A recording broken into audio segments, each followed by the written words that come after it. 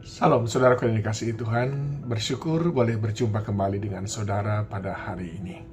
Dan saya ingin menyampaikan pesan singkat pada hari ini, 3 faktor penghalang kemenangan orang percaya.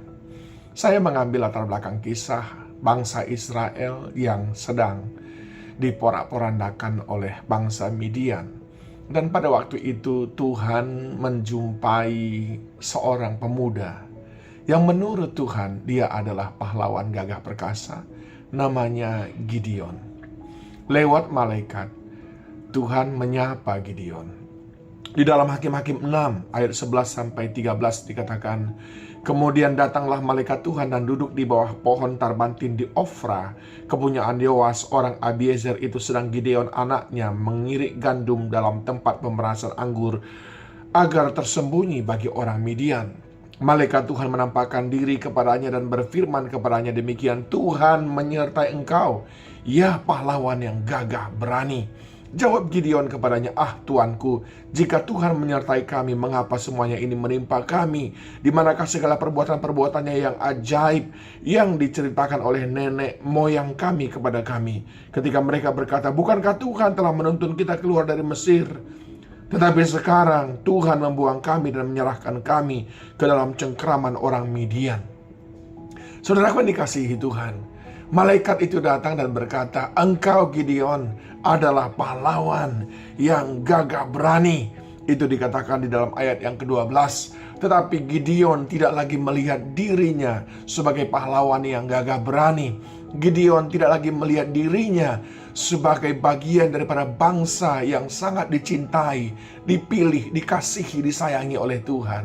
Mengapa itu bisa terjadi, saudaraku? Faktor yang pertama yang menjadi penghalang kemenangan kita adalah rasa takut. Sampai-sampai Gideon harus dengan sembunyi-sembunyi memeras gandum, mengirik gandum hanya karena takut.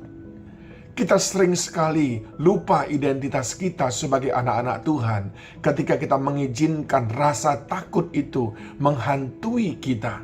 Rasa takut tidak datang daripada Tuhan, saudaraku, tapi Dia memberikan kepada kita roh keberanian.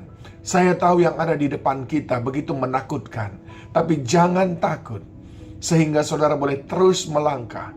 Tahukah saudara, orang yang tidak pernah menang, mereka adalah orang yang mengalah ataupun kalah sebelum berperang, oleh karena mereka dikalahkan oleh rasa takut mereka. Ini penghalang pertama dari kemenangan kita.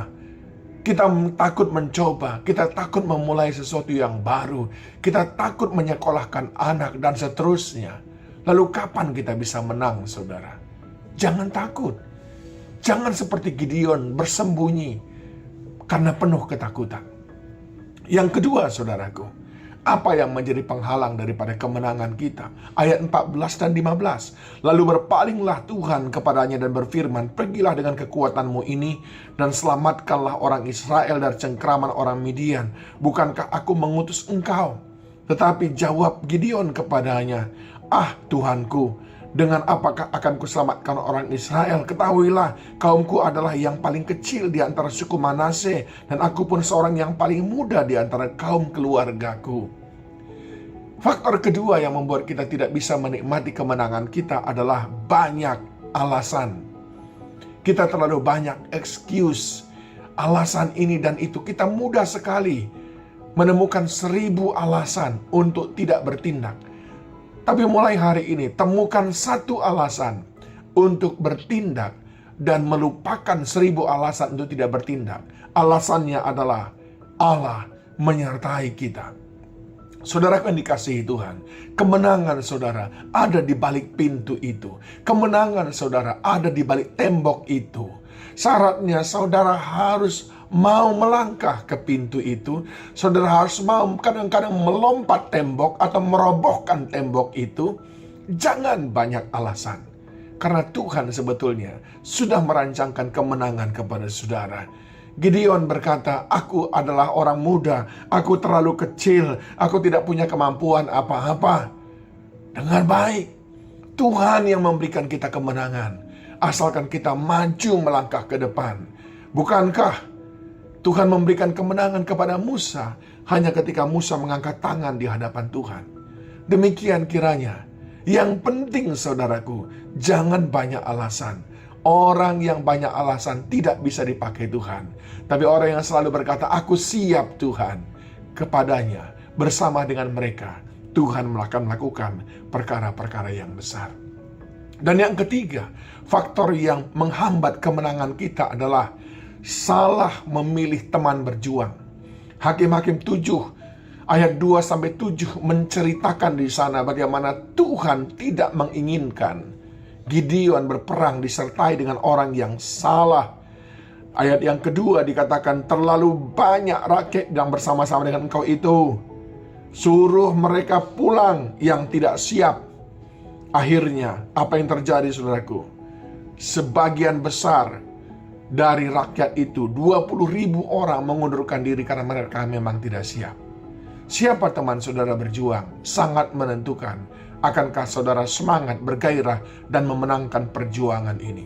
Oleh sebab itu suami istri perlu memiliki frekuensi yang sama, semangat yang sama untuk meraih kemenangan. Seisi keluarga, satu gereja kita perlu memiliki gairah, semangat, visi yang sama, sehingga tidak ada satupun kita menjadi beban atas yang lain. Tapi kita semuanya saling bertolong-tolongan untuk menjemput kemenangan kita. Hati-hati dengan siapa saudara bergaul. Orang bijak berkata, tunjukkan kepadaku 5 saja temanmu yang terdekat, maka akan kutunjukkan kepadamu masa depanmu. Itu menunjukkan bagaimana orang-orang di sekeliling kita sangat mempengaruhi kemenangan kita. Perhatikan 3 faktor ini, dan kiranya tidak ada pada saudara rasa takut yang berlebihan yang membuat kita tidak bisa bergerak, bahkan kalah sebelum bertanding. Banyak alasan yang juga sering membuat kita bahkan tidak mencoba. Orang yang tidak pernah menang adalah orang yang tidak pernah memulai peperangan. Oleh sebab itu, jangan banyak alasan, mulai bekerja. Dan yang ketiga adalah jangan salah teman berjuang. Tuhan Yesus memberikan kita kemenangan. Shalom.